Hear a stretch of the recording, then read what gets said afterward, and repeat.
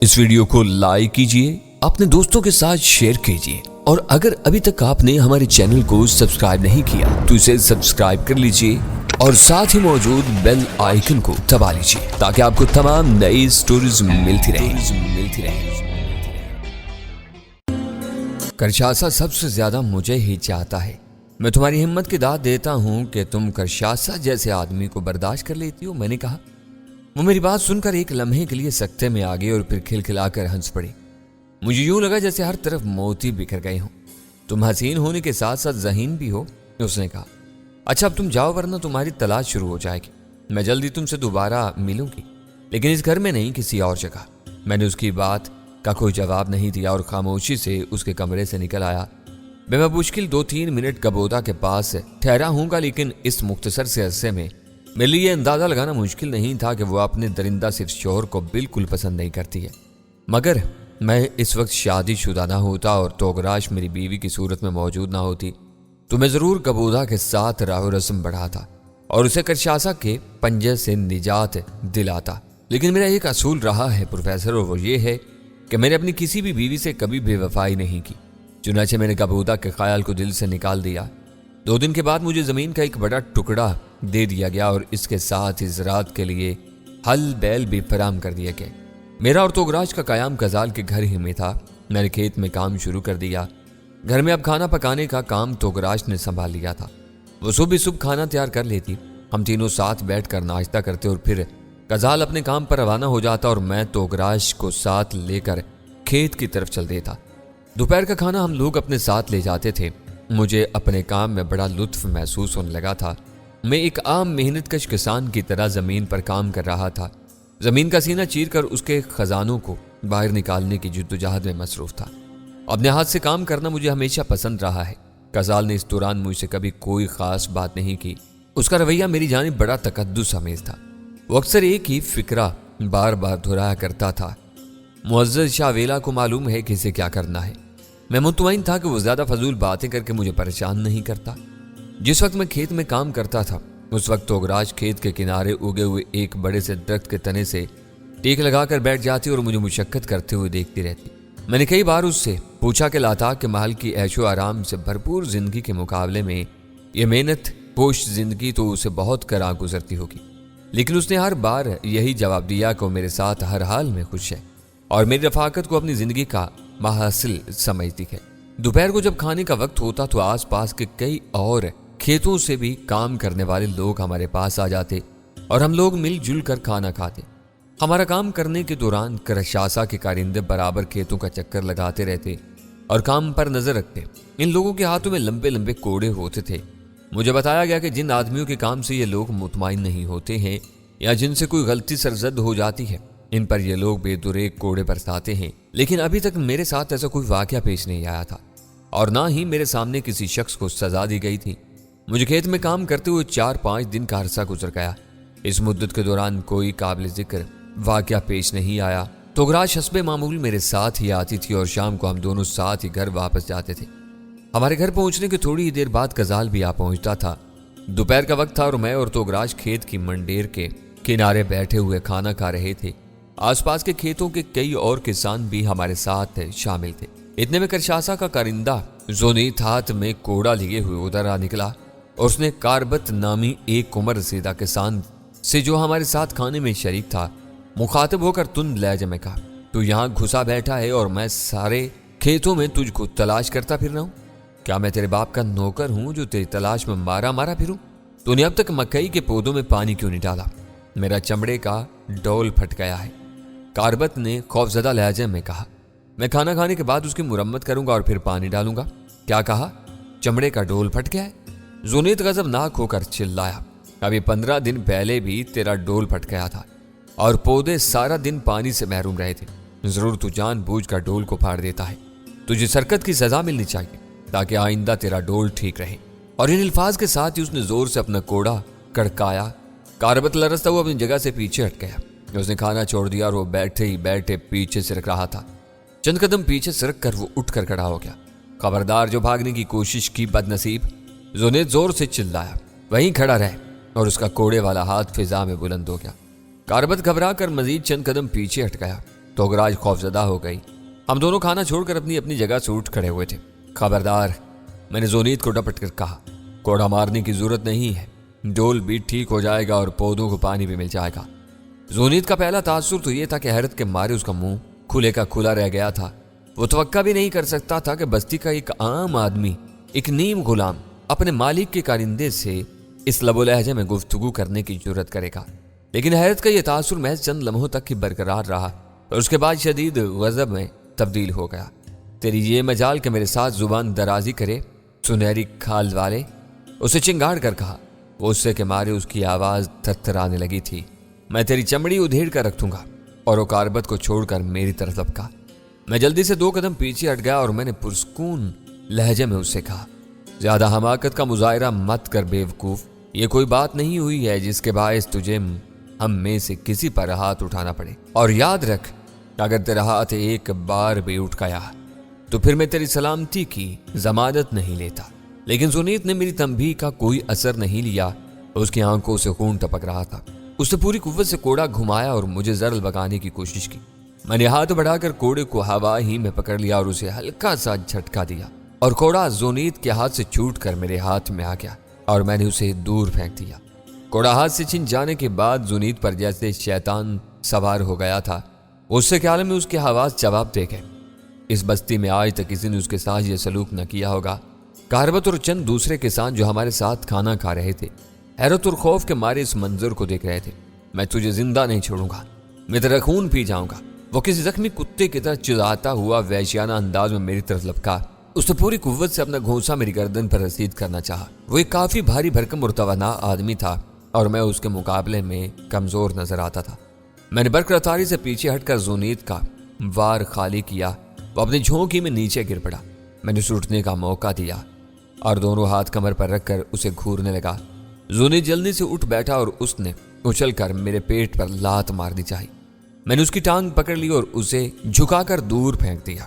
मेरा उसे हलाक करने का कोई इरादा नहीं था। मैं तो उसे सिर्फ एक सबक देना चाहता था।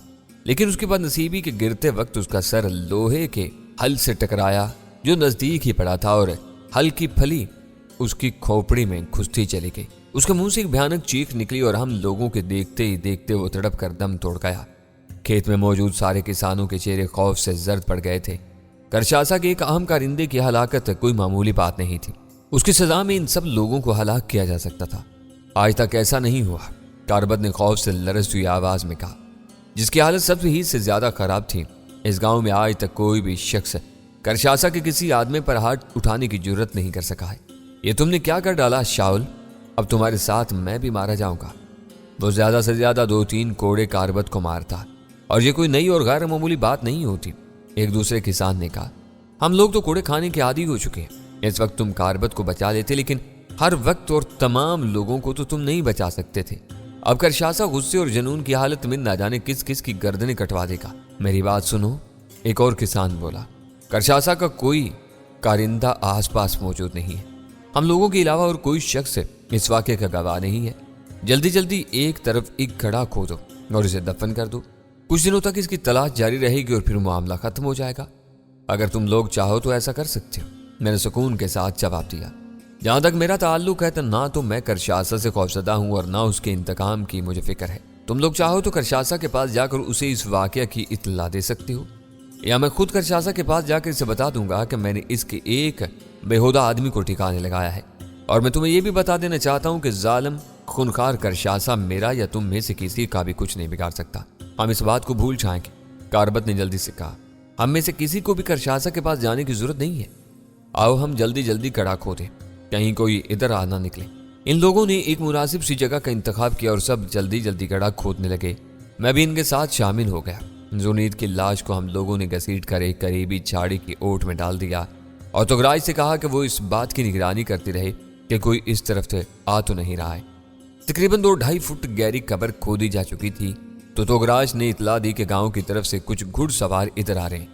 हम लोगों ने जल्दी से जुनीद की लाश को इस गड्ढे में डालकर ऊपर से मिट्टी भर दी और जल्दी जल्दी जगह बराबर कर दी। घुड़सवार तेजी के साथ हमारी ही तरफ आ रहे थे। हम लोगों ने जल्दी जल्दी हाथ साफ किए और उस खाने के पास बैठ गए जिसे हम ही ने छोड़ा था। घुड़सवार हमारे पास आकर रुक गए। वो चारों करशासा के कारिंदे थे और इधर उधर खेतों और बागों के चक्कर लगाते रहते थे। इन सब के हाथों में लंबे लंबे कोड़ थे। जुनीद तो इधर नहीं आया? उनमें से एक ने पूछा। नहीं, हमने उसे नहीं देखा, मैंने सुकून के साथ कहा। बाकी लोगों के चेहरे इस सवाल पर फक हो गए थे और इनमें से कोई भी बोलने के काबिल नहीं था। न जाने किधर निकल गया। वो शख्स खुद बुड़बुड़ाया। करशासा उसे बुला रहा है और उसका कहीं पता ही नहीं है। जल्दी जल्दी खाना खत्म करो, अपने अपने काम से लगो। इनमें से एक ने अपना कोड़ा लहराते हुए कहा। बस हम उठने ही वाले हैं, मैंने जवाब दिया और वो चारों आगे बढ़ गए। इनके चले जाने के बाद हम लोगों ने जुनीद की कब्र पर और मिट्टी डालकर इसे जमीन की सतह के बराबर कर दिया और बाकी बची हुई मिट्टी को इधर उधर फैला दिया। अब इस बात का अंदाजा लगाना मुश्किल था कि इस जगह को खोदा गया है। इसके बाद हम लोगों ने आपस में कोई बात नहीं की।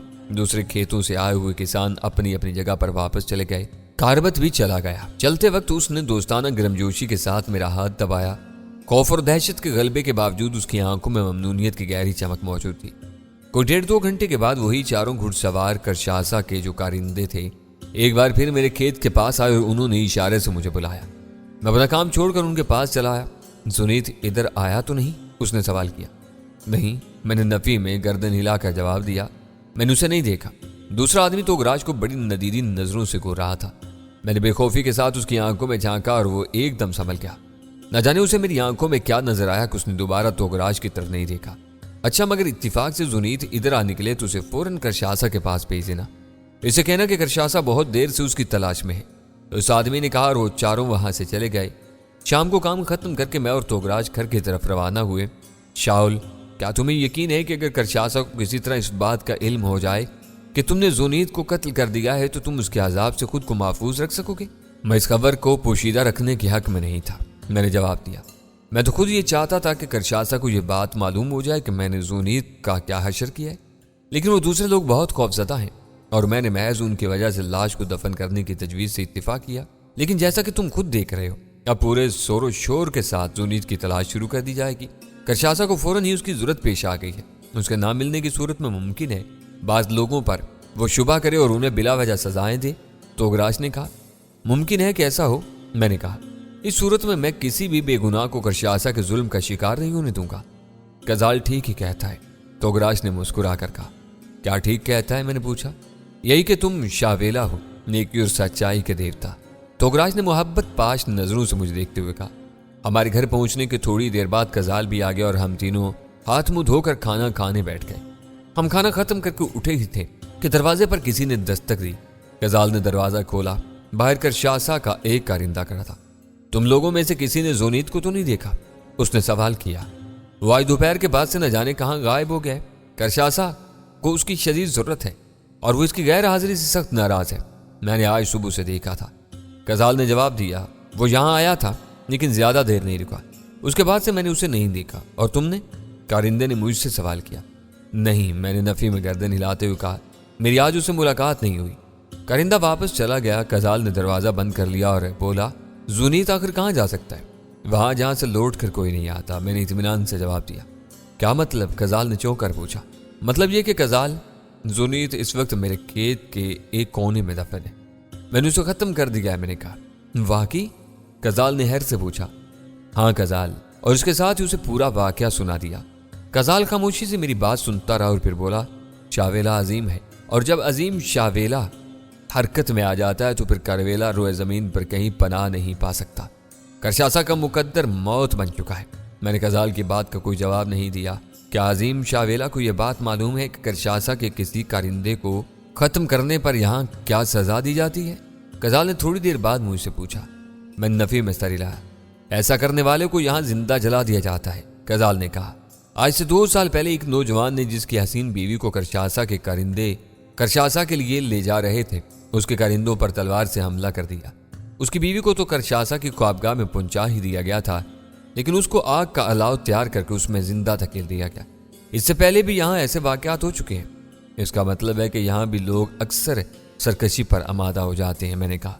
हाँ, कजाल ने जवाब दिया, लेकिन चूंकि वो तन्हा होते हैं इसलिए उनका अंजाम इबरतनाक होता है।